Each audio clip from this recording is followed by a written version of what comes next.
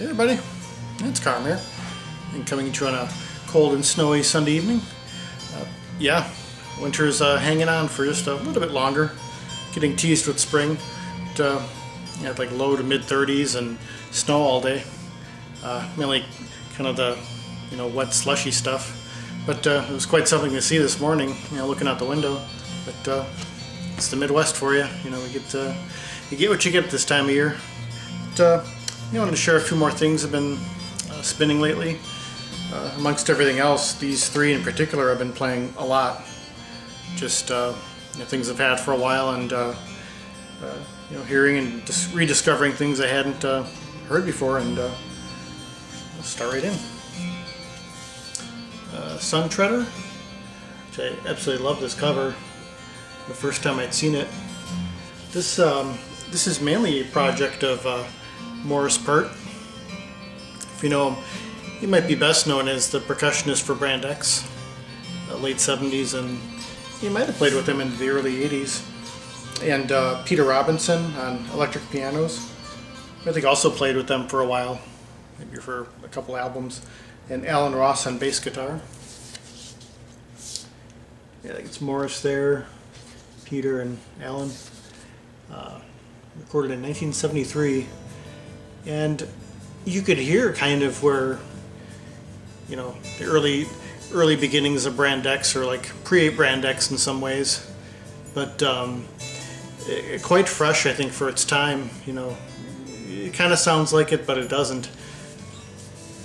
They have this kind of, it's structured and freeform in pretty equal measure. What really stands out for me on this is Morris's drumming, which over the years I'd heard him on some of his solo albums, where he's playing a lot of different instruments like keyboards and different kinds of percussion and other things.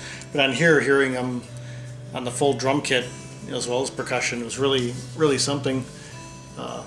Revisiting this and hearing amazing player. I'd say this album's a must for if you're a fan of drummers or a drummer yourself. You would definitely appreciate this. They've got 4 long pieces here, all of them written or co-written by Morris Pert. Even a range of strings on the final cut. But yeah, they go through a lot of interesting changes, chord changes and tempo changes, and it never quite goes where you expect it to go. Throughout the album, there's something of a Latin feel throughout, but not too. It's not a Latin album, but really nice how they kind of integrated it in there. And again, his drumming is just amazing on there. Some of the polyrhythms, and hard to tell.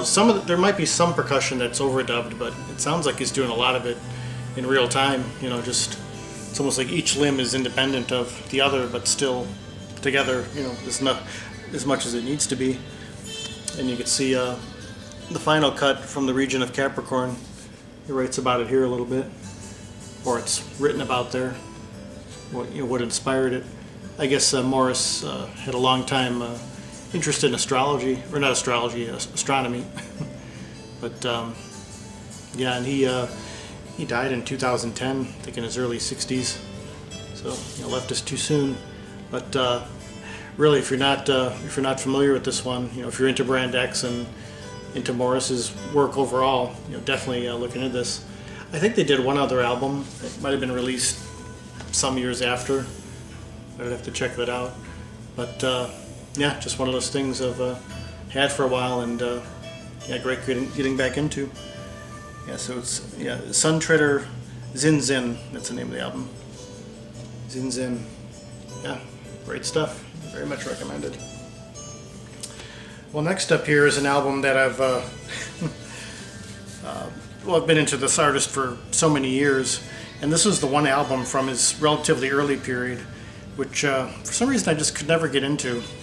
I don't know what it was, something about the way it flowed, or the way it's sort of related to his earlier work and what came after, but I feel like I'm finally starting to get it now. Klaus Schulze Dig It, 1980. Now, what prompted me to really revisit this, as well as more of his early 80s stuff, someone had left a comment on I did that response to Ronco about your longest album sides, and I'd shown Dune on there, and I can't pronounce the fellow's username, but we were going back and forth talking about Klaus's kind of post Dune albums, just getting into the 80s, and he was really, speaking quite highly of them, and I'd heard them and enjoyed them over the years too, not to the extent of the 70s ones, but I knew I got to listen deeper, because I know there's something, and particularly in this album, that I wasn't hearing before. But so this came out in 1980, and his sound had changed quite a bit from the previous album to this one. He had gone more digital, which I think accounts for the title in some ways. You can see it either way, dig it or digit, like digital. But upon first hearing this, I just wasn't. I know I'd heard part of it off a sampler, a Weird Caravan, which upon hearing it now, I could hear it's way ahead of its time. Well, starting off with Death of an Analog, kind of pointing the way towards, the direction he was going, to more advanced and more digital. It does have kind of a dirge quality to it throughout. It really is kind of like that could almost be called like a caravan in a way, because you would just imagine them marching down the street, kind of putting the old ways to rest in a sense, but you could hear a little bit of whimsy in there too, which, is really in a lot of his music if you listen closely. But Weird Caravan seems to anticipate like ambient dub and a lot of the electronic stuff that came 15 or 20 years on, even related to techno in some ways. It doesn't sound like techno, but you could hear kind of an undercurrent there, of what was to come, or what's known as drum and bass, and he was doing that in 1980 with this, which, it was really prescient in a lot of ways. The Looper Isn't a Hooker is probably my favorite piece on the album. He uses sequencer still at this point, but in a different way than he did in the 70s. It seemed in the 70s he was using it more like a bed or a carpet to travel on and kind of take you through the journey, whereas here it's more integrated in the overall soundscape, and creates a different kind of landscape for his music, and very evocative, very cinematic, but not in a cliched way, which is refreshing. And Synthesis, which takes up the second side, starts off. I never like using the term abstract, but it kind of has that feel to where you're not quite sure. There's this kind of loose feeling where nothing seems to come together. Everything's kind of scattered, and then as the piece comes together, for me, I sort of feel like I'm going through a funhouse maze. It's rather foreboding, but at the same time, has that fun and whimsy to it. But as you're going through, you enjoy being there, even though it's a little bit ominous. But you're just there for a long time, for most of the length of the piece. But it's still, with this album, he's still just as evocative as he was, all those years before. And I'd say it's very worth hearing if you're not familiar. And if you do have it and you're not quite sure about it, give it another spin maybe when you're in the right frame of mind for it. But I think it's reminding me too that maybe that's kind of the hallmark of a visionary in a way. It's when it takes us a while to catch up to where they were even back then, almost 40 years ago. But I'm seeing the light a little bit more with this album, and it's a lot better than I remembered even. And this is one I've been spinning a lot lately, and definitely rediscovering. The CD version is really worth getting too. I don't have it handy right now, but it's a digipack with a bonus DVD of a concert done around that time in 1980, which is really worth it getting just for that. So another one very much recommended. And finally here, just showing a few. Steve Recker Band, Fun with Old Clothes. I had found this at Record Wonderland, probably one of the earliest trips going there. I think the store's only been open for 2 or 3 years now. And I know KGC Musique has featured some stuff off this album on his channel, a couple of tunes. He's a guitar player who, according to the notes here by Al Stewart, was touring with him as a roadie, just doing a variety of things. But he found he could play guitar and play it quite well, and I guess saw to it, helped him get in. And I guess he did a lot of self-promoting too, as far as traveling around and showing he could play. Very good guitar player, and wasn't aware of him before I found this. You got Eric Marienthal on saxes, Chris Ryan on keyboards, among others. Rayford Griffin plays drums on here, and it's produced by Steve Recker. I could call this, you could say it's fusion in a sense, jazz rock fusion, but again, it avoids the cliches that you sort of associate with it in a lot of ways. Sometimes it gets a little heavy-handed with the technical displays, which there isn't as much of on this album. It's from 1986, but the whole album, every song is really good.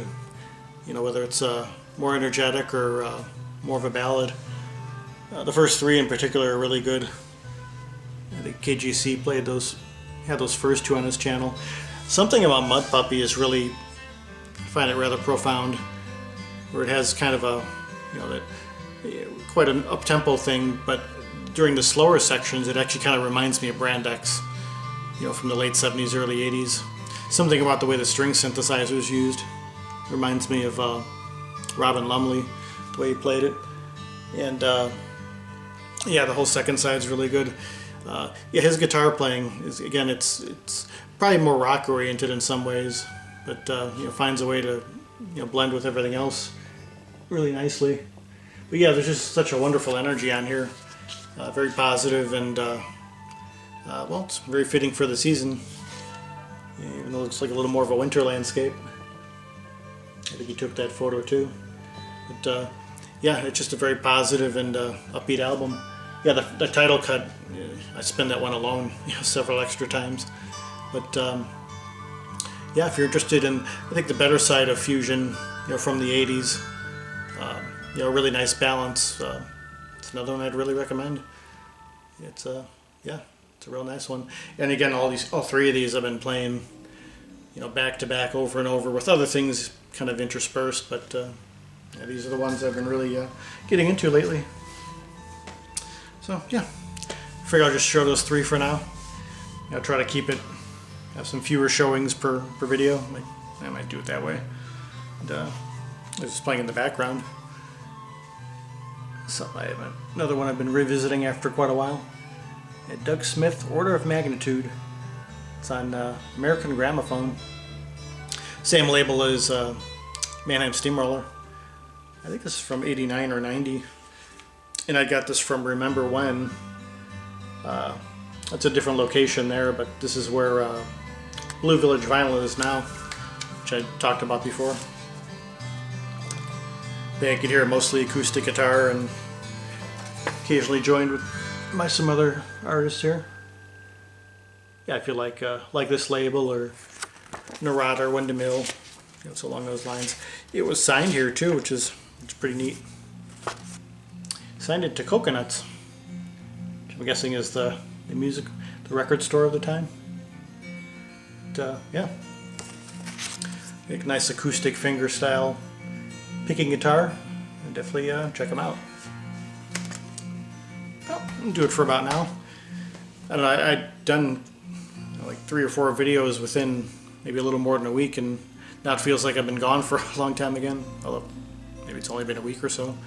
But yeah, wanted to come on and just share some of these, and try to make it back on later in the week. So, hope we're all doing well, and thank you for watching. And director's out cold over here. I'm not sure where the other guy's at. I'll get back on camera eventually, hopefully by summer. Alright, hope you're all well. Until the next one, peace, love, enjoy.